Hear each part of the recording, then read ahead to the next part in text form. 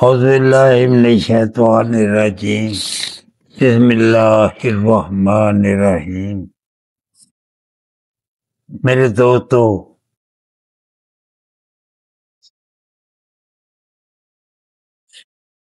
میرے شاگرد ساتھیوں، میں بھی ایک طالب علم ہوں طب کا۔ جب تک سانس ہے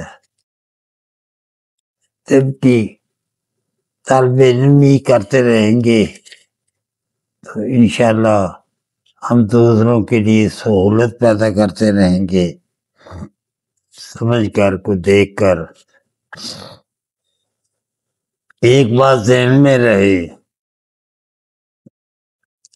جس چیز کا بھی ہم نسخہ بتائیں گے حضرت صابر ملتانی رحمۃ اللہ علیہ کا ہی بتائیں گے۔ کچھ نسخے جو ہمارے دوا خانے کے اور ہر سال سے ہم ان کو آزما چکے ہوں گے تو وہ بھی بتائیں گے، مگر علیحدہ کر کے بتائیں گے یہ حضرت صابر کا نہیں ہے، کیونکہ ہم نے بہت دوستوں کی فرمائش تھی کہ یہ دمے پر اصل میں نے دیکھا ہے جو حکیم جس کام میں پھنسا ہوا ہے اس کا مریض، اس میں پھر وہ اس کا ہی مطالبہ کرتا ہے، چاہے ویڈیو کسی اور کام کی چل رہی ہے۔ بہرحال دمے پر کچھ دوستوں کی ضرورت تھی، اس کے لیے کچھ عرض کر دیتا ہوں۔ جب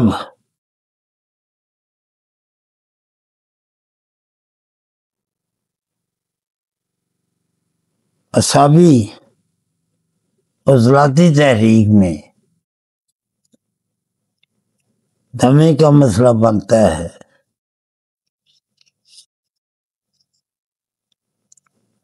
بہت پرابلم ہوتی ہے۔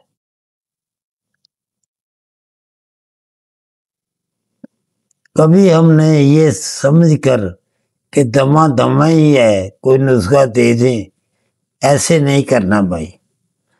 تحریک کو مد نظر رکھنا ہے، نبض کو پہلے مد نظر رکھنا ہے۔ اب ایک نمبر میں بھی دمے کے اثرات ہیں، کھانسی کے اثرات ہیں، بلکہ ہم چیڑی ہو کے وہ پھٹ جاتی ہے، کھانس کے جو ہے وہ باہر نکلتی ہے، تو گدی دمہ ہوتا ہے، اس میں بھی ایسے ہی مسئلہ ہے۔ مگر اعصابی عضلاتی میں بھی جو بلغم ہوتی ہے وہ کھانسنے سے بھی نہیں نکلتی۔ اس کے لیے جو نسخے حضرت صابر ملتانی رحمۃ اللہ علیہ نے بتائے ہیں، اصل میں پہلے بات سمجھنے کی ہے۔ جب سردی بڑھ جاتی ہے تو سردی سے بلغم جو ہے وہ اندر منجمد ہو جاتی ہے، پھیپھڑوں میں پھنس جاتی ہے۔ تو اس پر جو نسخہ جات حضرت صابر ملتانی رحمۃ اللہ علیہ نے دیے ہیں، وہ اگر ایک نسخہ ہے، بہت کارگر نسخہ ہے، ہمارے دوا خانے سے بڑی دیر سے چل رہا ہے، صفوف ہے، تخم پیاز ہے، دار چینی ہے اور کاکڑا سنگی۔ ان تینوں دوائیوں کو اچھی طرح ملا لیں، باریک پیس لیں، کوٹ لیں، چھان لیں،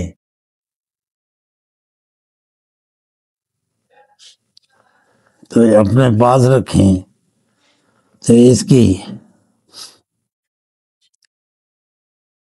1 سے 1.5 ماشا خوراک دی جائے گرم پانی سے، الحمدللہ یہ بہترین کام کرتی ہے۔ اکثر ہم مریض کے منہ میں رکھ کر کہتے ہیں کہ چوس کے کھاؤ، چوس کر کھانے سے بہت جلد فائدہ ہوتا ہے۔ اگر گرم پانی سے دے دی جائے تب بھی ٹھیک ہے۔ یہ کھانسی سے جو بہت پریشان کرتی ہے آدمی کو، بہت فائدہ ہوتا ہے۔ اس کے علاوہ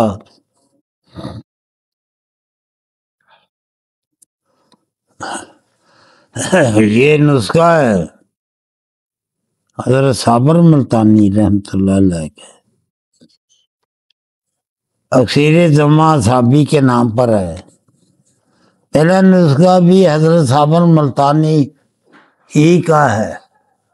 آپ یہ دیکھیں ان کے جب اجزاء کو دیکھیں گے تو وہی حقیقت طب کے مطابق ہی اس کے اجزاء ہیں۔ نسخہ جو ہے وہ حقیقت طب کے مطابق پورا ہوتا ہے۔ تو یہ نسخہ 4 نمبر ہے۔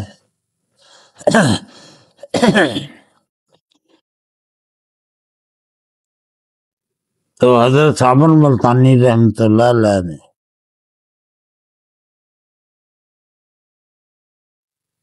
کشتہ نیلا تھوتھا روئے سے کشتہ سینکھیا 1 حصہ، سفوف جنگلی پیاز 5 حصے،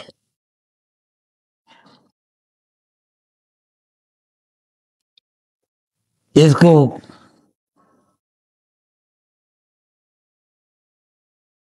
جنگلی پیاز لا کر خشک کر لیا جائے، پیس کر اس میں ڈال دیا جائے، دوائی میں پیسنے کے قابل اس کو پیس لیں۔ 2 کشتے ہیں، 1 سفوف ہے۔ حضرت لکھتے ہیں کہ سب سے پہلے جنگلی پیاز کو سکھا کر سفوف بنا لیں، پھر کھرن میں ڈال کر دونوں کشتہ بھی ڈال کر آدھا گھنٹہ، پونا گھنٹہ، 2 گھنٹے زیادہ ہے کہ زیادہ اس کو اچھی طرح سے کھرل کر لیا جائے۔ تو مقدار دیکھیے 1 سے 2 رتی تا 1 ماشا تک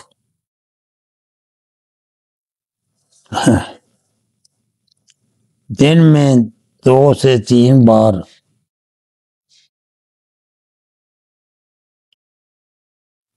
منقع میں رکھ کر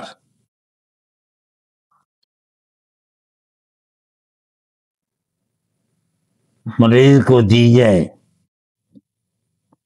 الحمدللہ یہ 6 نمبر پر بھی بہترین کام کرتا ہے۔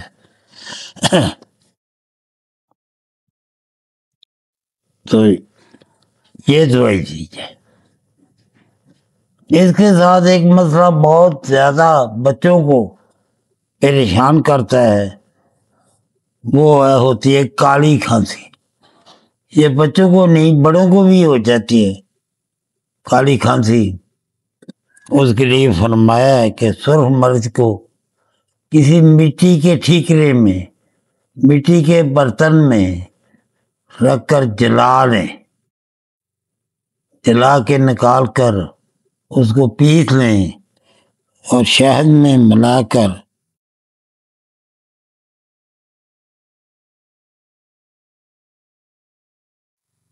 مریض کو بار بار چٹا دیا جائے، انشاءاللہ اس سے بہت فائدہ ہوگا بچوں کو،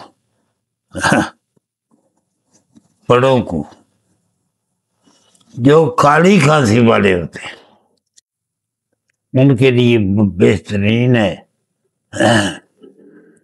ہم مثلا میں حضرت صابر ملتانی رحمۃ اللہ علیہ کے مطابق کام کرتے ہیں تو ان کے مطابق کام بھی نہیں ہم کرتے۔ ہمارے پاس ادویات ہی بنی ہوئی نہیں ہے، حضرت صابر کی دوائیاں ہی نہیں بنی ہوئی، مطلب کیا کرنا ہے ہم نے؟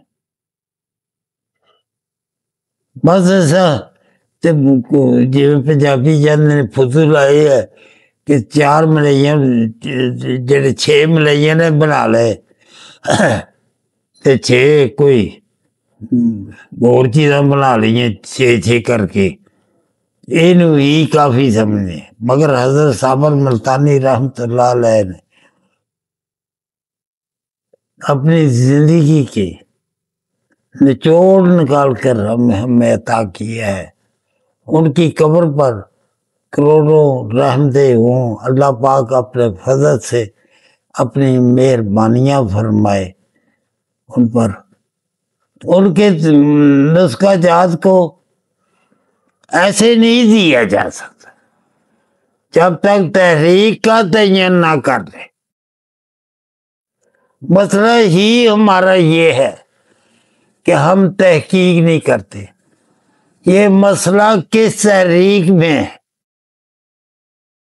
1 تحریک میں ہے، 2 تحریک میں ہے، 3 میں ہے، 4 میں ہے، 5 میں ہے، اور بھائی کون سی تحریک نبض کون سی چل رہی ہے؟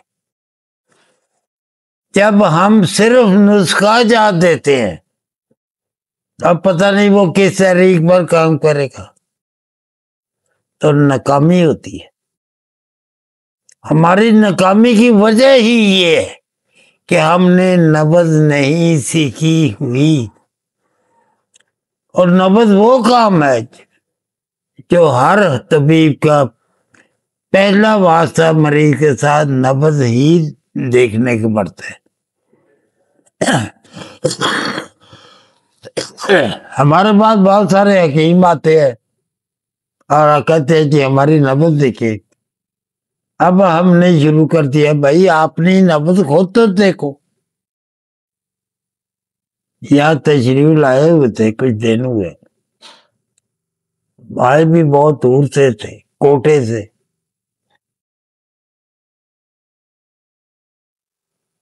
حکیم صاحب کو کہا نبض دیکھی، انہوں نے، لو جی میری نبض دیکھے۔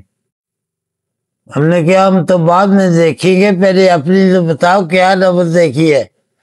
کہنے لگی جی عضلاتی ثابی 2 نمبر نبض ہے میری۔ جب ہم نے نبض دیکھی، نبض تھی 5 نمبر۔ اب زمین آسمان کا فرق نکل رہا ہے۔ میرے حکمات دوستوں کو نبض ہی کا علم نہیں، یہ بڑی بدبختی ہے ہماری۔ سب سے زیادہ جو ہے اس کو اہمیت ہے، نبض کو اہمیت ہے۔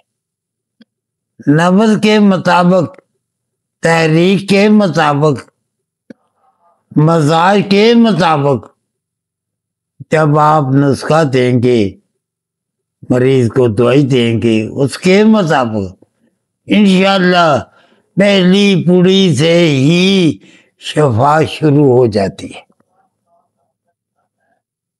اللہ آپ کو مجھے سب کچھ سمجھنے کی توفیق عطا فرمائے، آمین۔ السلام علیکم ورحمۃ اللہ۔